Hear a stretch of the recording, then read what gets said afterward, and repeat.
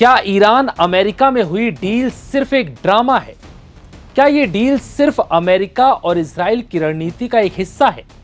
ऐसा हम इसलिए कह रहे हैं क्योंकि इस डील के बाद से लगातार ईरान और अमेरिका एक बार फिर दुश्मनी वाले दौर में लौटते नजर आ रहे हैं। डील के बावजूद इजराइल लेबनान में हिजबुल्लाह पर हमले कर रहा है, तो वहीं ट्रंप उल्टा ईरान को ही धमका रहे हैं।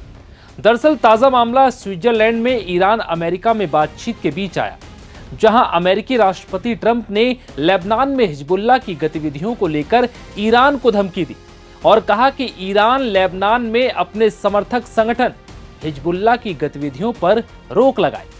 ट्रंप ने सोशल मीडिया पर पोस्ट करते हुए लिखा, ईरान को लेबनान में अपने ज्यादा पैसे वाले प्रॉक्सी को परेशानी खड़ी करने से तुरंत रोकना चाहिए। अगर वो ऐसा नहीं करते हैं तो हम ईरान पर फिर से बहुत जोरदार हमला करेंगे, ठीक वैसे ही जैसा हमने पिछली बार किया था, लेकिन इस बार उससे भी ज्यादा बड़ा। हैरानी की बात यह है कि ट्रंप ने यह धमकी ऐसे वक्त पर दी जब स्विट्जरलैंड के बर्गन स्टॉक में पाकिस्तान और कतर की मध्यस्थता में अमेरिका और ईरान के बीच बातचीत चल रही है। इस बातचीत से पहले स्विट्जरलैंड में मौजूद अमेरिकी उपराष्ट्रपति जेडी वेंस ने इसे ऐतिहासिक बताया और कहा कि अमेरिका ईरान के साथ अपने रिश्तों में बड़े बदलाव के लिए तैयार है।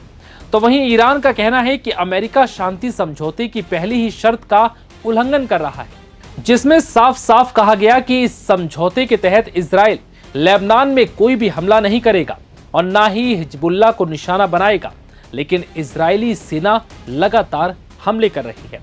दरअसल 17 जून को एमओयू यानी मेमोरेंडम ऑफ अंडरस्टैंडिंग पर हस्ताक्षर होने के बाद 21 जून को स्विट्जरलैंड में ईरान के साथ बातचीत की शुरुआत में पाकिस्तान और कतर के प्रधानमंत्रियों के सामने अमेरिकी उपराष्ट्रपति जेडी वेंस ने ये बात कही। तो वहीं दूसरी तरफ अमेरिकी राष्ट्रपति ट्रंप की धमकी से ऐसा लग रहा है कि ईरान अमेरिका के रिश्तों में ऐसे तो सुधार के संकेत नजर नहीं आ रहे। हालांकि जेडी वेंस का दावा है कि राष्ट्रपति ट्रंप चाहते हैं कि दोनों देशों के रिश्तों में नया अध्याय शुरू हो और अगले 10 साल में पश्चिम एशिया की तस्वीर बदल जाए।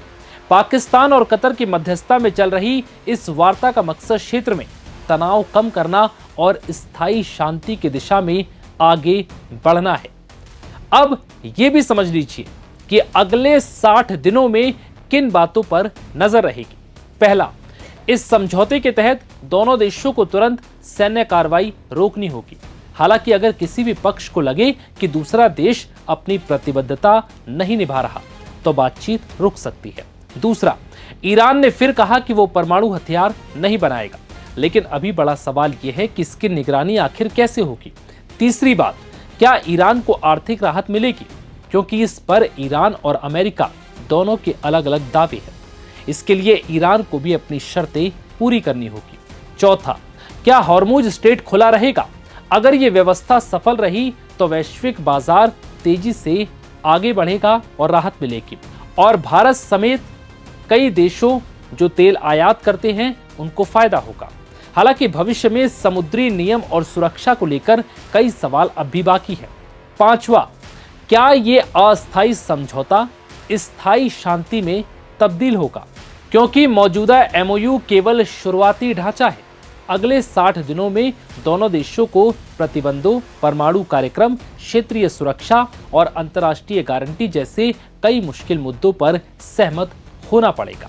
अब देखना होगा कि क्या ये डील इन तमाम मुद्दों में उलझी रहेगी या फिर इन तमाम मुद्दों से अलग होकर, यानी कि सुलझने के बाद एक बार फिर से मिडिल ईस्ट में वो शांति बहाल होगी जिसके मद्देनजर इस डील को किया गया है। फिलहाल इस वीडियो में इतना है।